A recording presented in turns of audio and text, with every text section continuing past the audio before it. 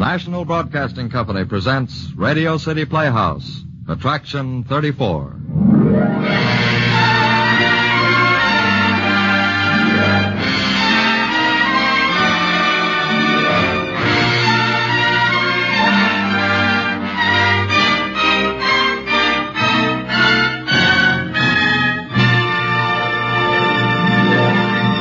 Tonight, we bring you a story with an unusual twist. A story by Agatha Christie titled Witness for the Prosecution. Our featured players include Arnold Moss as Mr. Mayhern, the lawyer, David Gothard as Leonard Bowl, the accused, and Lottie Stavisky as Romaine, the witness for the prosecution. In this, Attraction 34 on Radio City Playhouse.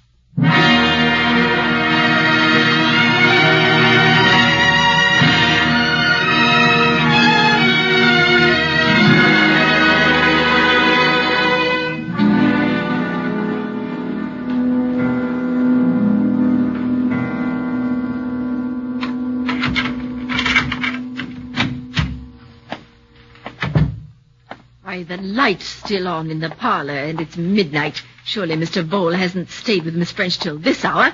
Miss French, are you still up? You should have been in bed long ago. Miss French!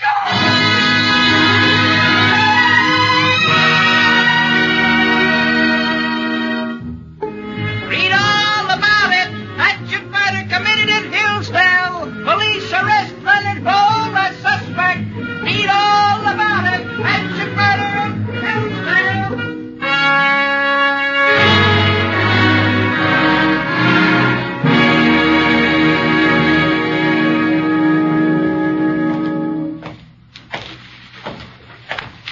His cell's right here, Mr. Mayhern. Thank you.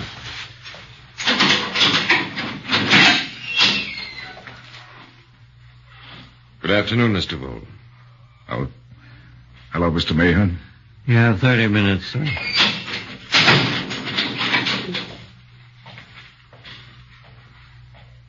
I've come to talk with you.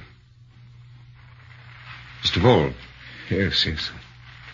Sorry, Mr. Mayhern. I just can't seem to realize yet I'm charged with murder. Murder? Such a horrible crime, too. It looks bad for me, doesn't it? It does look kind of black. But, Mr. Bowl, we're going to make a determined effort to get you off. You think I'm guilty, don't you? I know you do. But I swear I'm not. I didn't do it, Mr. Mayhern. I didn't do it. Very well, then I'll accept your assurance. But I must know the worst. I must know just how damaging the case against you is likely to be. Now, Mr. Bowl, the utmost frankness. You understand that? Yes, I'll be completely honest with you. Very well. I want you to tell me exactly how you came to make the acquaintance of Miss Emily French. It was one day on Main Street. I saw an elderly lady trying to cross the road in heavy traffic. She dropped her packages. I picked them up out of common courtesy and offered to help carry them home. And she was grateful. Yes. Mm-hmm. Of course, she was dressed so poorly, I had no idea she'd turn out to be as wealthy as she was. But you did find out. Now, the first aim of the prosecution will be to establish that you were low financially at that particular moment. You were, weren't you? Yes, I've been having a lot of bad luck. Yes, of course. Now, remember, I'm looking at this from the point of view of the prosecution.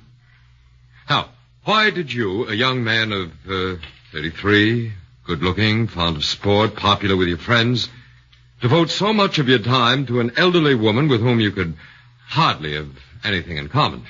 Well, I'm one of those persons who can't say no. And believe me or not, after a few visits, I found myself getting genuinely fond of the old lady. I had been an orphan, and I suppose I enjoyed being pampered and mothered. Now, they really aren't anything much. Why, Miss French, they're the nicest pair of socks I've ever had. You actually knitted them yourself? Oh, yes. That must have been quite a job. No. What else have I to do with my time? Well, I can't tell you how I appreciate Miss French? Yes, Janet. It's almost 10 o'clock. Well, don't you think you should retire? Now, Janet, stop worrying about me. But it isn't good for you to stay up late. Now, Janet, you go on to bed. Mr. Bowl and I have a few things to discuss. I'll stay up until you're ready to retire, Miss French. Oh. I don't think Janet likes me, Miss French. Janet's been with me for almost 30 years. She's become very attached to me. I suppose she may be a bit jealous of you. Of me? Yes. She knows how fond I am of you. And I am, you know.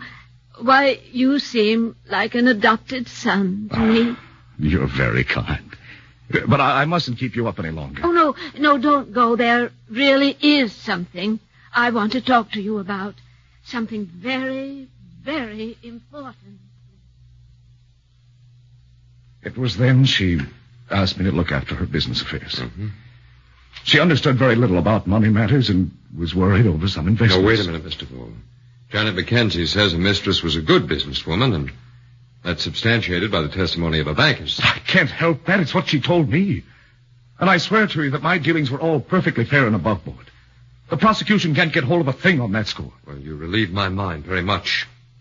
I pay you the compliment of believing that you're far too clever to lie to me on such an important point. Of course, whether the jury will take that view is another matter. I've been completely truthful, Mr. Mayhern. Well, now, there's one more question. Did Miss French know that you were married? Oh, yes. Did you ever take your wife to see her? No. Well, why not? I'll make a clean breast of it. Somehow Miss French had gotten the idea that Romaine and I didn't get along, that we were living apart. Mm-hmm. You didn't give her that idea. No, not at all. But I let her go on believing it because, well, she was fond of me, but she wasn't interested in the struggles of a young couple. Mr. Mayhern, I wanted to borrow some money from Miss French for Romaine's sake more than for mine. Did you borrow it? I never had a chance to. Surely that's the strongest point in my favor. I wanted to borrow money from her. But her death ruined that completely. Well, aren't you aware, Mr. Vole, that Miss French left a will in which you are the principal beneficiary? What? Good Lord, what are you saying? She left me her money? You pretend to know nothing of this will? Pretend? There's no pretense about it. I certainly hope we can prove that. Now I'm beginning to see how things stand. They'll say I got her to make a will leaving me her money. Then I went there that night when there was no one in the house. You're wrong about there being no one in the house. How's that? Now, you see, it was Janet's night out, but she returned for a few minutes about 9:30 to get some kind of a blouse pattern she'd promised a friend. She used the back stairway, but she swears she heard voices in the parlor. And that one was Miss French's, and one was a man's. At 9:30. 9:30? But then I'm saved. What do you mean? I was home again by 9:30. My wife can prove that. Your wife? Yes. I left Miss French about 5 minutes to 9 and arrived home about 9:20. Thank heaven for Janet Mackenzie's blouse pattern. Mr. Vole, was there anyone else who saw you come home at that time to substantiate your wife's testimony? No, but it's lucky for me Romaine was there. In fact, it appears to be the only thing in our favor at the moment. Well, goodbye, Mr. Vole. May I say that I believe in your innocence in spite of the many facts against you, and I hope to prove it and vindicate you completely.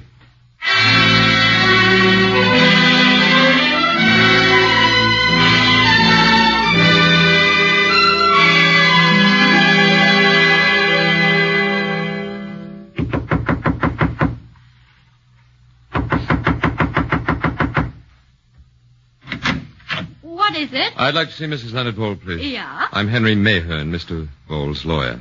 Is Mrs. Vole in? I'm the one you wish to see, I believe. Oh, you're Mrs. Vole. Well, I thought... Expected me to be different. Well... I'm afraid I'm not the typical housewife. I was an actress in Vienna before I met Leonard. I see. Well, Miss Vole, I've just come from your husband. I know how upset you must be, but if you don't mind, I'd like to talk with you. Yes, you may come in. Thank you very much. Sit down, Mr. Mayhern. Mayhern. Thank you. I know that you will try, how do you say, to spare me as much as you can. But I want to know everything. Do you understand? I want to know the worst. Very well, Mrs. Vole, I'll be perfectly frank with you. The case is quite black against your husband. Everything is against him. Except one thing. And what is that? Miss French's maid will testify that she heard voices, those of Miss French and a man, talking in the parlor at 9:30. However, Mr. Vole says that he returned home at 9:20, and that you were here when he arrived. Now, if we can establish that... I see. He wants me to say he came in at 9:20 that night. He did come in at that time, didn't That's not the point. Will my saying so acquit him? Will they believe me? Well, it would certainly be helpful if we had another witness, but... But you do not. Well, to be honest with you, I must say that the jury isn't apt to put too much faith in the testimony of a devoted wife. Nevertheless... Did he tell you I was devoted to him? Well, no, he never... Ah, yes, I see he did. How stupid man. Now, look, Mrs. Wall, I know that under the circumstances... You know nothing about the circumstances. I hate him. I hate him. I hate him. I would like to see him dead. This is quite... Perhaps I shall see. Suppose I tell you that he did not come in that night at 9:20, but at 10:20. Suppose I tell you there was blood on his coat. What if I stand up in court and say all these things?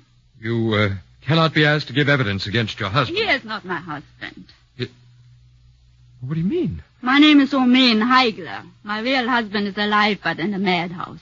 So Leonard and I could not marry. I'm glad now, very glad. I see, but may I ask why you're so bitter against Leonard Vole? Yes, you would like to know, but I shall not tell you. I will keep my secret. I'm free now to play a lone hand. Well, then there seems no point in prolonging this interview. Oh, wait. Tell me one thing. Did you honestly believe Leonard was innocent when you came here today? I did. And I still believe so. You poor little man.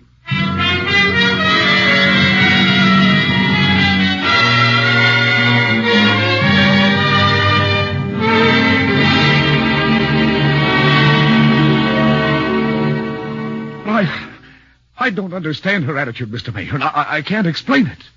You've given me the shock of my life. I must say it's extraordinary, the whole thing. An extraordinary woman. Very dangerous. She's the only person who can testify that I came home at 9:20. And I did come home then. I swear to you I did. Well, Mr. Vole, I sincerely believe you. If for no other reason, because there's too much evidence against you. This woman is obviously trumping up the whole story. Of course she is, but will the jury believe her? Well, that's the question. But perhaps she won't testify. She was fiery with me, but I don't think she'll dare to tell such lies in court. You don't sound too convinced of that, Mr. Mayhem. Perhaps I don't. Janet Mackenzie's testimony will be damaging enough.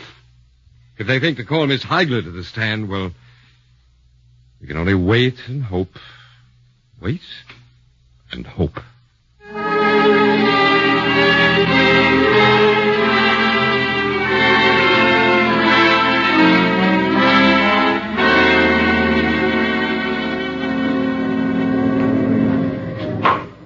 Order in the court. Order in the court. The counsel for the prosecution may continue. How long were you in the employ of Miss Emily French, Miss Mackenzie? 30 years. And over that period of time you became somewhat of a companion as well as a maid. Yes. Miss French confided most of her personal affairs to me. And did she speak to you at any time concerning the prisoner, Leonard Vole? Indeed she did.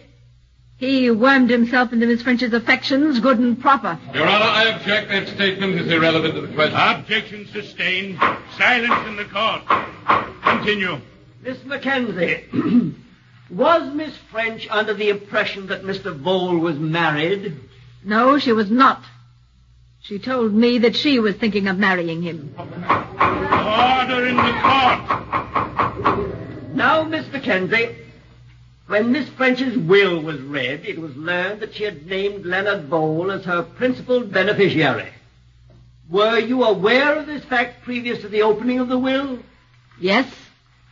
She told me about it the day she made the will. And she told Leonard Vole, too. He helped her draw up the will.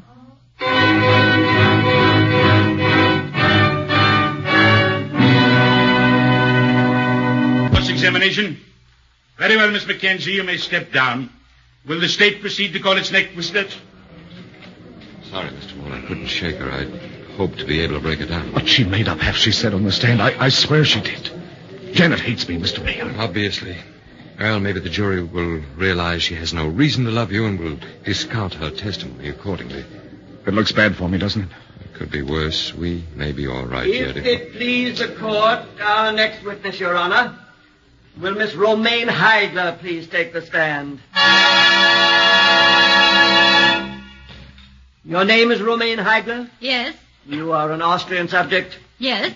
For the last 3 years, you have lived with the prisoner and passed yourself off as his wife. Yes. Miss Highcliffe, do you recall the night of Tuesday, March 18th? Very clearly. Where were you? At my home? The home you shared with the prisoner? Yes. And where was he that night? He was at home until 7:45. Where did he go then? To the house of Emily French. Did he take anything with him? Yes. He took a pair of gloves and a hatchet. No, I deny that. Silence! Silence! I will have no emotional outbursts. And what time did he return to your home? At 20 minutes past 10. That is a lie, and you know it. I returned at 20 minutes past 9. If there are any more of these displays from the defendant, I shall hold you in contempt of court. The prosecution will continue. Miss Highcliffe, will you please tell the court, in your own words, what transpired when the prisoner returned at 20 minutes past 10? When he came home, his shirt cuffs were stained with blood. I asked him what had happened. At first he pretended he had fallen and hurt himself. Oh, but I soon saw this was not true. Finally, he admitted that he had killed Emily French. No, she's lying, I tell you. Mr. Ball, one more outburst and I will have you removed from the courtroom. Please continue your testimony, Miss Highcliffe. The prisoner admitted the murder of Emily French. Yes. When he came home, he had a wild stare in his eyes. He grabbed my wrist so tightly, I cried out in pain. And he slapped my face several times. He told me to shut up before the neighbors heard me. He told me he had killed her for her money. And if I ever breathed a word, he'd kill me too. His exact words were, "Watch your step. It's even easier to commit a second murder."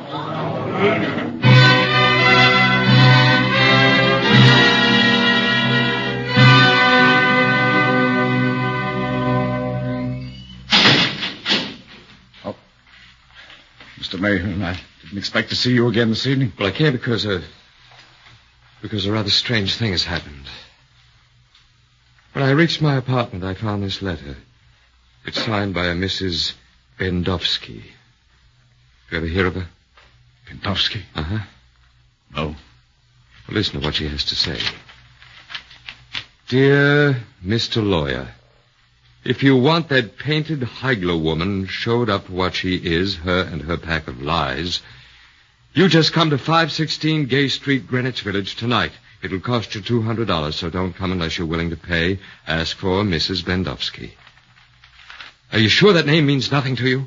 No. I never heard of her. Well, did Miss Heigler ever mention her at any time? Not as I can remember. She's probably just a crackpot trying to get some easy money. Yes, perhaps. And yet the way things stand now, we've nothing to lose. I'm going to pay Mrs. Bendowski a visit this evening.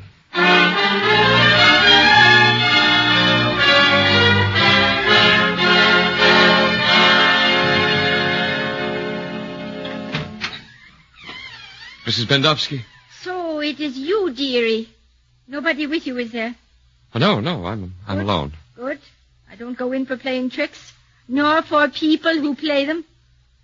Come in. You'll have to forgive the looks of my room. I don't exactly live in what you would call the lap of luxury. Didn't no one ever tell you it ain't polite to stare, Mr. Mayhew? A proper sort of gentleman like you two? Well, excuse me, you are wondering why I hide my beauty behind this veil, Well, I will give you a little peep. Oh, no. So, you are anxious not to kiss my scarlet face, huh? Well, I don't wonder. And yet, would you believe now, I was a pretty girl once. Even you might have taken a shine to me. Look. And it is all her fault, you understand, that she is the cause of this. She took the only man I have ever loved away from me. Yes, her. When I went after Max. Yes, and I was after her, too. He threw vitriol in my face. Vitriol! Have you ever thought what it would be like to have your face burned off of you? And she laughed. I have had it in for her ever since. And now Tell at me, last... what is this information you say But you what have? about the money? It's your duty to give information. You can be called on to do so. Oh, no. You hand me 200, and perhaps I can give you a hint or two. Huh? What kind of a hint? Well, what would you say to a letter? A letter from her. Never mind how I got hold of it. That is my business. It will do the trick. But the money... I have the money. Here. I'll put it on the table. Uh-huh. No, don't touch it. Let me see your evidence first. Here we are. A whole bundle of letters in her handwriting. It is the first letter you want. That will do the trick. Just you read it.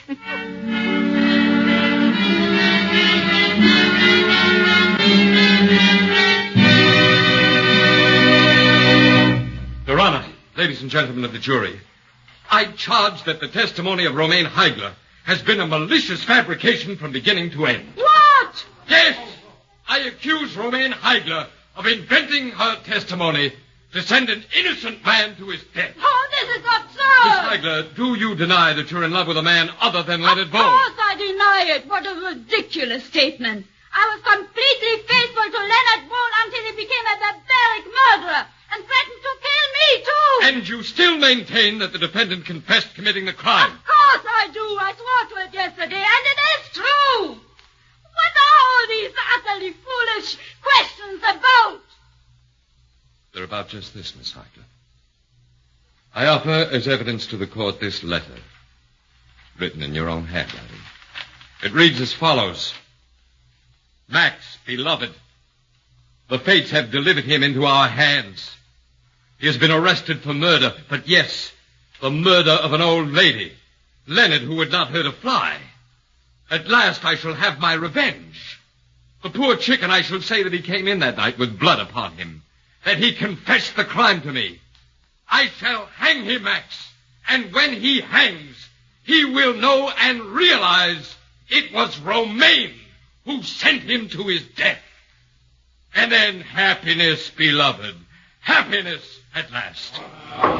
Silence! Silence in this court! Your Honor, I have in the court 3 handwriting experts of excellent reputation who are ready to testify that this letter was written by none other than Romaine Heigler. May I call them to the stand? Yes, you may call them. Will these... Oh, that won't be necessary. Why not, Miss Heigler? I'll tell the court Tell them what? the truth. What is the truth, Miss Heigler? Everything you have said is true. I wrote that letter. Yes, go on. Everything Leonard said was true. I lied. What did you lie about, Miss Heigler? My testimony was all a lie. Leonard did return home at 9:20 as he testified. I invented the whole story, I admit it. I wanted to destroy him. I wanted to send him to his death so I could be free. I didn't want you to believe that he is innocent.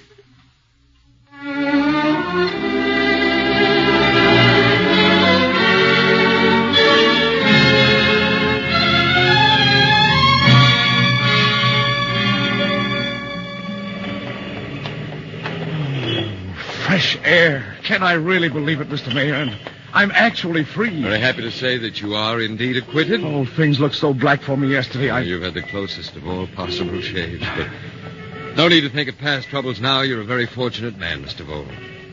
Of course, this business of Miss Heigler may have been a bit of a shock, but I'd say you're well off without her. Oh, I've learned my lesson with her. I shan't be such a fool with another woman. But I don't even give her a thought anymore. I'm free. That's all that matters. Let's cross the street here, shall we? This gave you a very close call, but as I told you before, I believe that justice is always done in the end, and now that I have you... Mr. Vole!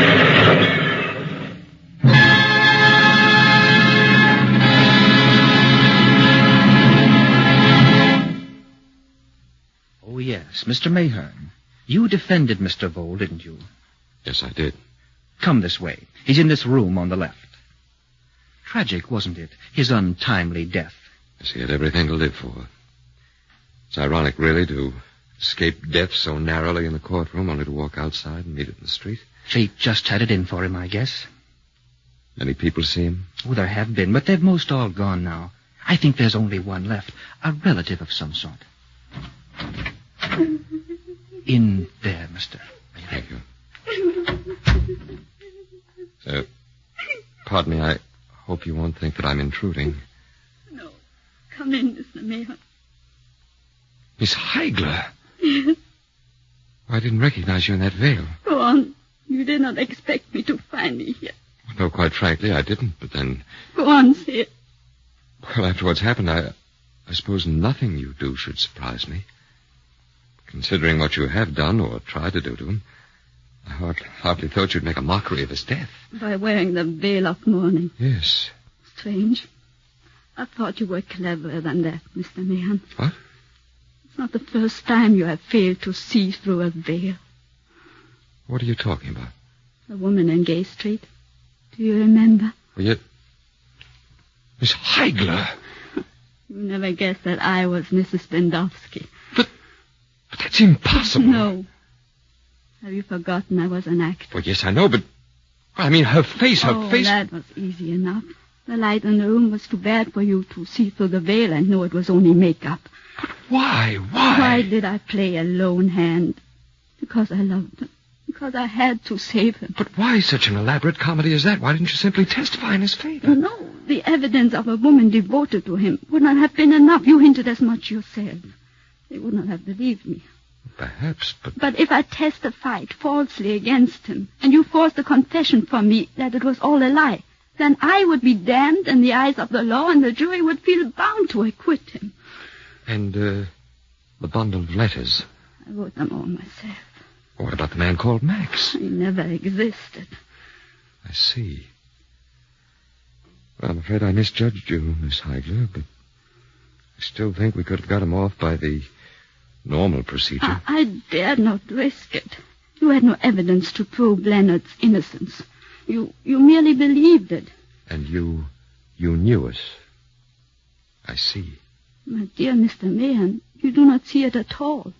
On the contrary, I knew he was guilty.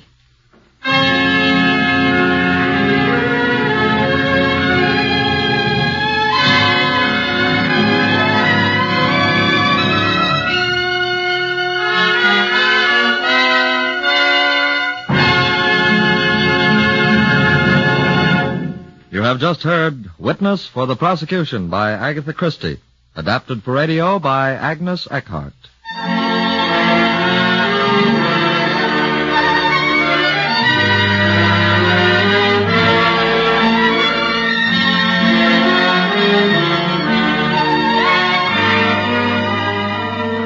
In tonight's play, Arnold Moss was heard as Mr. Mayhern, Lottie Stavisky as Romaine Heigler, and David Gothard as Leonard Vole. Other players included Hester Sundergaard, Ethel Browning, Edgar Staley, Arnold Robertson, and Frank Milano. Music was composed and conducted by Dr. Roy Shield.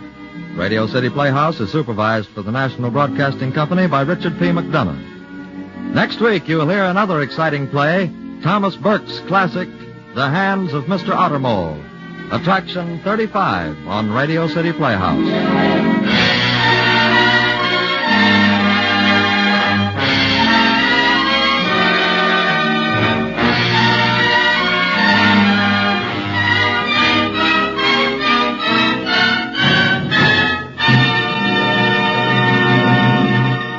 Bob Warren speaking. This is NBC, the National Broadcasting Company.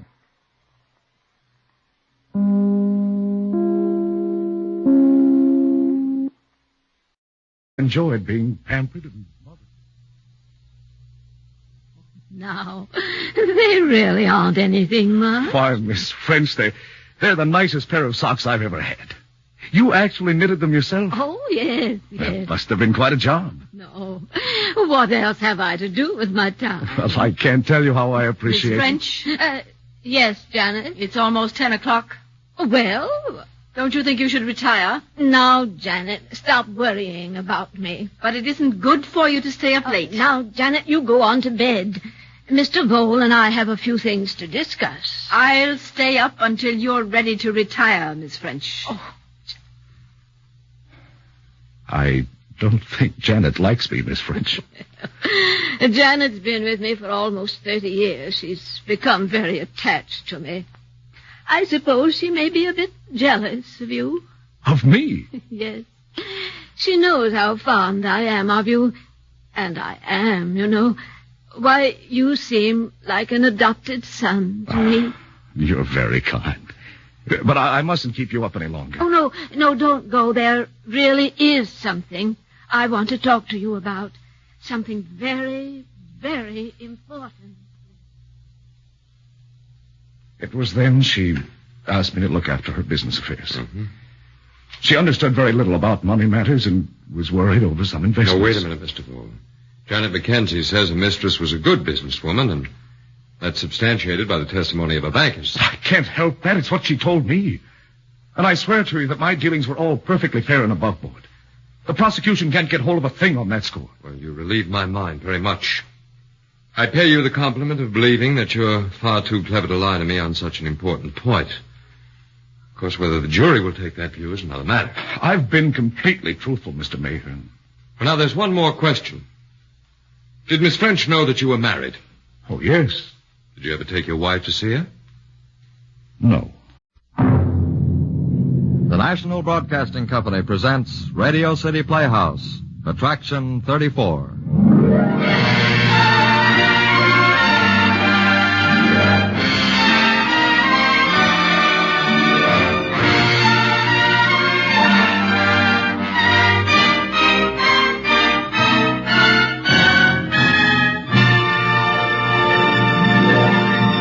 Tonight, we bring you a story with an unusual twist.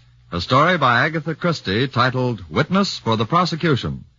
Our featured players include Arnold Moss as Mr. Mayhern, the lawyer, David Gothard as Leonard Vole, the accused, and Lottie Stavisky as Romaine, the witness for the prosecution. In this, Attraction 34 on Radio City Playhouse.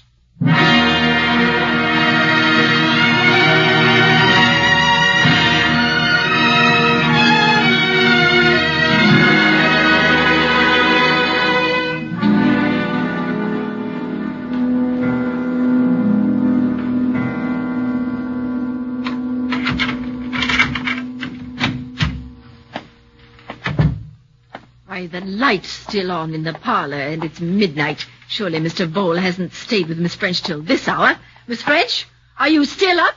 You should have been in bed long ago. Miss French!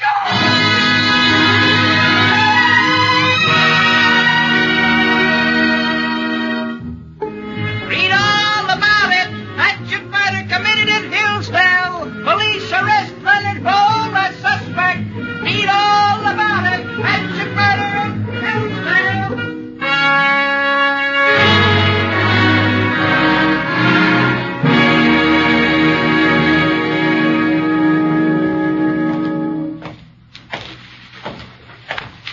His cell's right here, Mr. Mayhern. Thank you.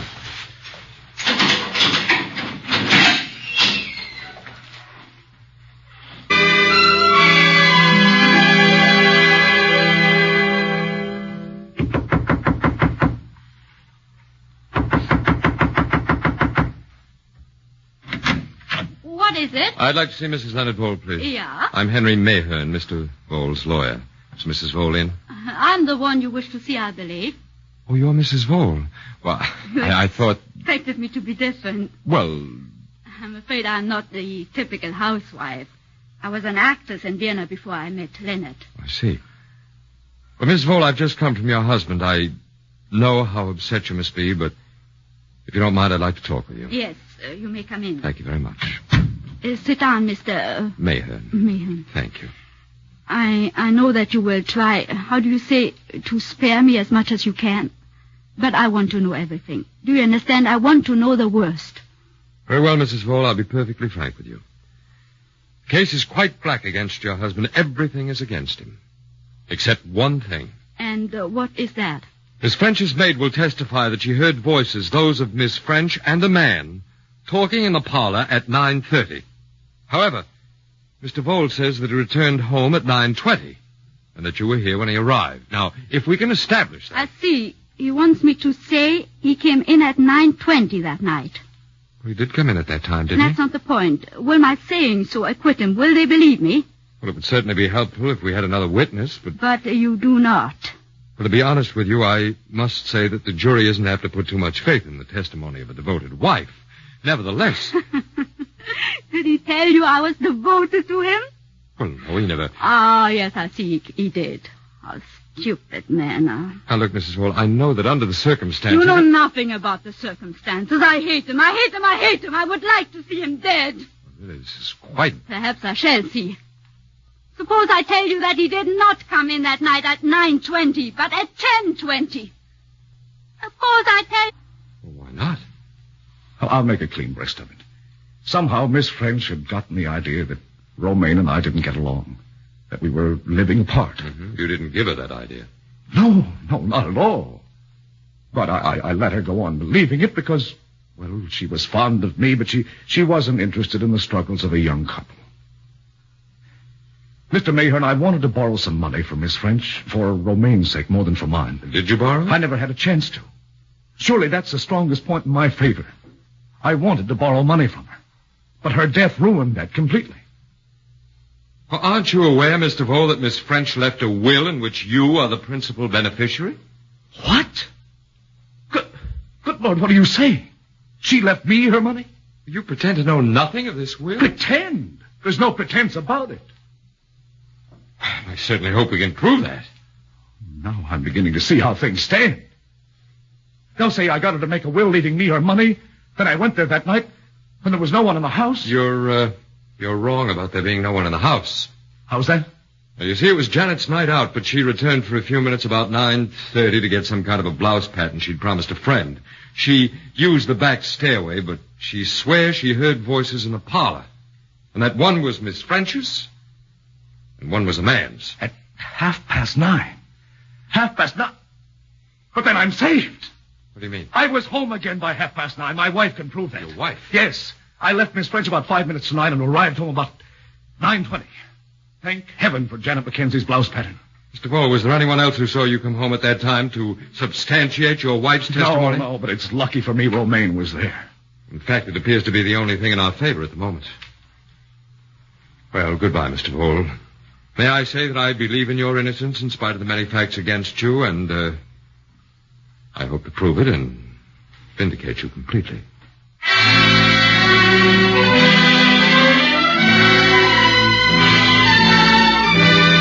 Good afternoon, Mr. Vole. Oh, hello, Mr. Mayhearn. You have 30 minutes, sir.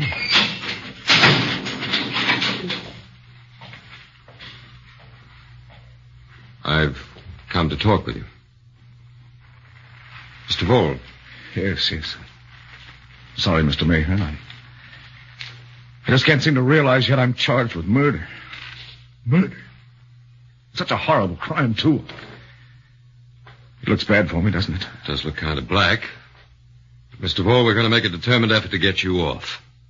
You think I'm guilty, don't you? I know you do. But I swear I'm not. I didn't do it, Mr. Mayhearn. I didn't do it. Very well, then I'll accept your assurance. But I must know the worst. I must know just how damaging the case against you is likely to be. Now, Mr. Vole, the utmost frankness. You understand that? Yes, I'll be completely honest with you. Very well. I want you to tell me exactly how you came to make the acquaintance of Miss Emily French. Well, it was one day on Main Street. I saw an elderly lady trying to cross the road in heavy traffic. She dropped her packages. I picked them up out of common courtesy and offered to help carry them home. And she was grateful. Yes. Mm-hmm. Of course, she was dressed so poorly, I had no idea she'd turn out to be as wealthy as she was. But you did find out. Now, the first aim of the prosecution will be to establish that you were low financially at that particular moment. You were, weren't you? Yes, I've been having a lot of bad luck. Yes, of course. Now, remember, I'm looking at this from the point of view of the prosecution. Now, why did you, a young man of 33, good-looking, fond of sport, popular with your friends, devote so much of your time to an elderly woman with whom you could hardly have anything in common? Well, I'm one of those persons who can't say no. And believe me or not, after a few visits, I found myself getting genuinely fond of the old lady. I had been an orphan, and I suppose I